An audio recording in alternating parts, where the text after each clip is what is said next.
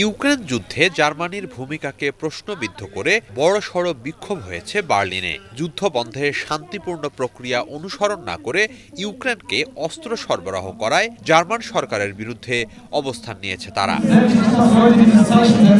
German unity day উপলক্ষে টিয়ারগার্টেন পার্কে জড়ো হয়ে বিক্ষোভ প্রদর্শন করে কয়েক হাজার মানুষ। বিক্ষোভকারীরা ইউক্রেন ও গাজা যুদ্ধ সহ বৈশ্বিক সংঘাত নিরসনে যুক্তরাষ্ট্র ও ইউরোপীয় ইউনিয়নের ভূমিকায় তীব্র হতাশা জানায়। শান্তি প্রতিষ্ঠায় তাদের নিষ্ক্রিয়তায় ক্ষুব্ধ তারা। আমরা দেখতে পাচ্ছি যুক্তরাষ্ট্র শান্তি রক্ষার কাজ করছে না। একই কারণে ইউরোপীয় ইউনিয়নও এই ক্ষেত্রে ভূমিকা রাখতে পারছে না।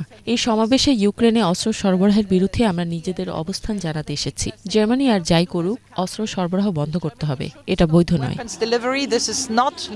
বিক্ষোভকারীরা বলছে, ইউক্রেন যুদ্ধের রেশ ধরে নানাভাবে আক্রান্ত হচ্ছে জার্মান সমাজ ও অর্থনীতি। মানুষের মধ্যে দিন দিন অসন্তোষ বাড়ছে। জার্মানি জুড়ে একের পর এক বিক্ষোভ সমাবেশে অংশ নিচ্ছে তারা। বিক্ষোভকারীরা বলছে, যেসব পশ্চিমা দেশ ইউক্রেন যুদ্ধের সাথে সংশ্লিষ্ট, অবিলম্বে তাদের কূটনৈতিকভাবে সমাধান বের করতে হবে। আমরা চাই সারা বিশ্বে যুদ্ধ বন্ধ হোক। সমঝোতা, যুদ্ধবিরতি, কূটনৈতিক উপায়ে সেগুলো নিশ্চিত করতে হবে। সব ধরনের হত্যা, সংঘাত ও ধ্বংসযজ্ঞ থামাতে হবে। কেবল ইউক্রেন যুদ্ধ নয়, গাজা সহ মধ্যপ্রাচ্যে চলমান সংঘাতে পশ্চিমারা উস্কানি দিচ্ছে বলেও অভিমত অনেক বিক্ষোভকারীর।